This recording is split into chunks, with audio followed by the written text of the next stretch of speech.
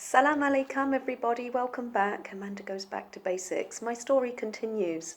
I'm feeling very inspired about several things actually today. So don't forget to get the kettle on, grab a cup of tea, because I really want to share with you my joy, excitement, and peace that I've found along the way. I'll carry on my story. So don't forget to subscribe if you have been enjoying listening to my videos, and please share.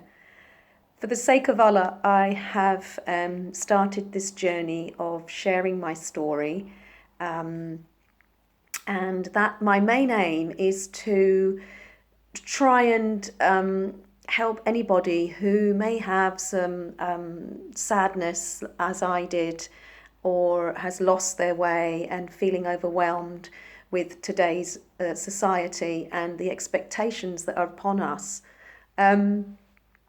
My sticking point for taking my Shahada really was the science that I found within Islam. I couldn't understand the concept of a God.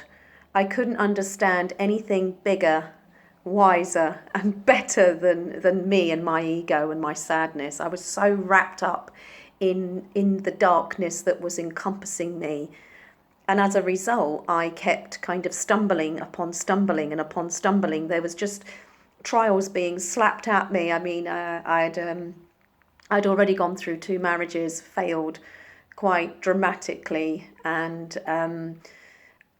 very tragic indeed. And that added another, I can't believe this is happening to me moment. I tried to correct the way I was thinking, and because I took a look at myself, and that's hard, to take a real inside look at who you are and what you are contributing to your own experience. And I wanted to control everything. I'm a teacher by trade, and we are a little bit controlling, us teachers. It's within our nature, I think. Islam actually means to submit, to let go, and to put your trust in something other than yourself. It doesn't mean sit back and and become kind of complacent. And when we say inshallah, it doesn't mean, oh, whatever, it's God's doing and I won't take any action. We don't mean that. What we mean is that we don't know what's going to follow next. So we have to say things. If we're going to say, I'll see you tomorrow, we have to say, inshallah, which means God's will. If it's God's will that I'm going to see you tomorrow, I'll see you tomorrow, because we don't know what might happen between today and tomorrow. Anything can happen, any disaster or anything delightful could happen that would steer me away from following that plan. So, sorry, I'm digressing slightly. My excitement today is that through my being, through my sharing of my story, through seeing the difference in me, in my actions, in my calmness, in the words that I choose to use, people around me are beginning to ask some really good questions. And this has warmth in my heart. Now, these are people who are not necessarily believers. And I am quite excited that I can open this door of truth and knowledge. And that's what Islam is. It is the truth and it is knowledge. And in fact, in the Quran, it does say that, Allah encourages us to seek the knowledge, to find out the truth. There's nothing hidden and there's nothing denied. It's an open book for us to go in and to discover the truth. And that's what I did. I started to look at the science and begin to wonder, how then did the Prophet Muhammad, peace be upon him, who the revelations were revealed to, came through him. He was illiterate. And we're talking, 1400 years ago. So during that time, if you can imagine, technology was very limited. And what was being revealed was the Quran. And in the Quran are verses that speak about the phenomena of the world, of the sciences, of geology, of biology. So I started to ponder and think, well, how did that happen? This is not just made up mumbo jumbo stuff. It's not mythical. So I started to look deep. YouTube's been amazing. Through YouTube, I was able to discover for myself the questions that I had. And you've only got to YouTube Quran and science, and you will not believe what you discover and what has been revealed.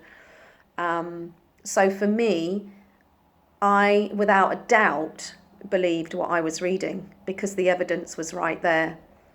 Once I started to believe in the Quran, I then started to begin to believe, well, the Quran has been sent down by something I can't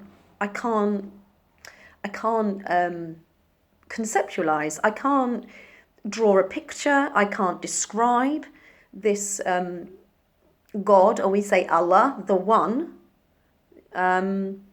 because it's beyond us. It's way beyond what we can comprehend. So I started to believe. I couldn't hang anything on what Allah is or what physical body that might look like. I couldn't get that. And being Muslim, we hold this. We believe with our whole heart in Allah. And I'm still trying and I'm still learning now to comprehend Allah. I'm reading a very good book, actually, which I'm going to show you. It's right here.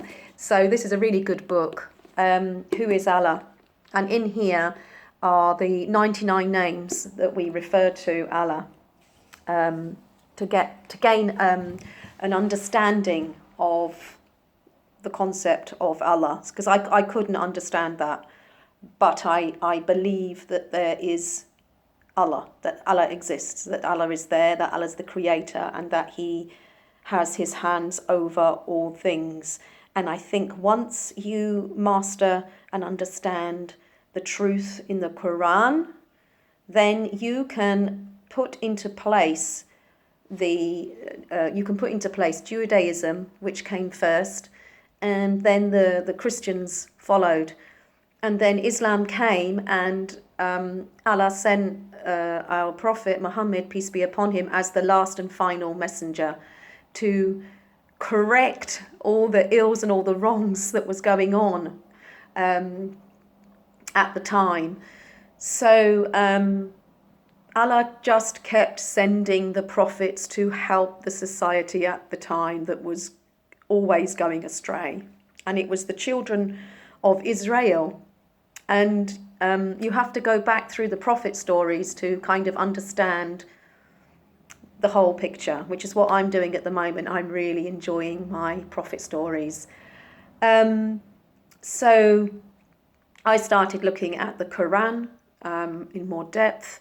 I started to go into detail about the science behind the Quran, and now today, I am beginning to build up a better idea of who Allah is and getting to know my Creator. And this takes time, especially when you haven't grown up with any religion at all. So I'm really at the baby stage of being a Muslim, really. I also, during this time, as I said, I was starting to write poetry. and kind of declaring that I was a Muslim, although I hadn't taken my Shahada yet. I wanted to make sure that I was going to be, I had this sense of being perfect, which I understand now we're not perfect, because if you know Allah, He is perfect. He owns perfection. And we can't say that we're perfect or even begin to act that we are. So at the time, I wanted to see again. I was trying to control. I wanted to gain all the knowledge, all the understanding that I possibly could to ensure that I was going to be perfect and not make any mistakes for the sake of Allah. Now, that's not how it works, which I understand now. So I was kind of delaying taking my Shahada. I had started to look at how do I pray, because I knew that was going to be the first point of call that I had to do. I had to pray.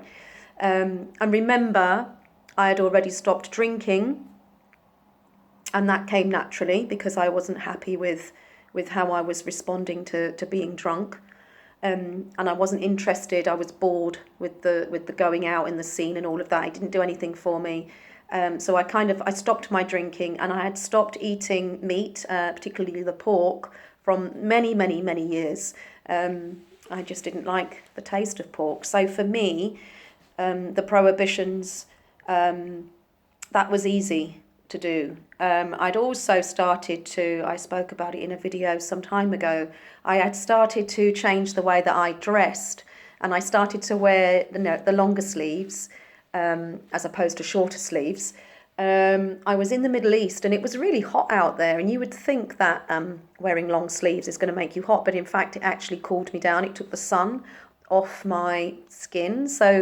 And also I was going inside the AC buildings where it was colder, and also you had to be respectful and wear a more modest dress. So again, this was all becoming quite natural and easy for me. At the same time, through Julie, my good friend, who we were doing a little bit of studying around the biblical texts and the prophets, and putting everything into a chronological order. And through Julie, I had met some local Qatari ladies, and I had started going to gatherings at their houses and eating with them, and they would put they would talk to us about Islam, and I was starting to listen and take some interest. And I would watch them pray, and I remember sort of joining in, not really knowing what I was doing, but just following what they were doing. And also Ramadan was coming round again, and I think this was in my third Ramadan that I'd started to sort of observe and kind of try to take part. Although I was drinking water, I had abstained from the food. And this is the third Ramadan coming round in Qatar now. And my friend Miriam, and if you are listening, Miriam, salams, my darling, and all my love to you, sister. Miss you so much. My dear sister Miriam took me to a very small mosque, and we sat and we prayed together. And also she took me to a mosque during the night prayers, and it was just packed.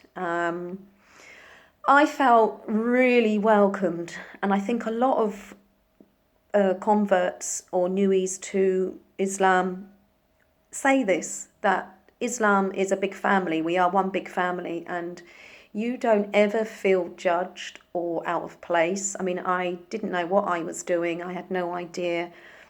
You know, the covering and the hijab that I was wearing, it was kind of all slipping off my head, and I was doing the prayers, but I was kind of just watching what was going on. Didn't know what was being said, and I remember asking Miriam, what was it? What were they saying? What were they saying? I started to look on YouTube for prayers, and I started to write down in English the meaning of the prayers, so I knew what I was saying. I would like to stop there actually, and because I haven't quite taken my Shahada yet, but I am so close in my story to taking my Shahada. But I really wanted to share with you today the beauty of Islam and the miracles that happened, and you can understand and believe the miracles that happened in the stories once you've understood the science and Quran. Because once you believe in the Quran, you are in awe of all of the miracles that Allah performs. Okay, so I must stop because I'm way too excited today. I could go on for much longer, but I think enough is enough for today. Thank you so much for your time. Much blessings to you all. And subscribe, hit the notification bell. Please share this video. Let's get out there. Islam, the truth. And let's just share a bit of peace and love. Masalama, everybody. Take care. Much love to you all. All the very best.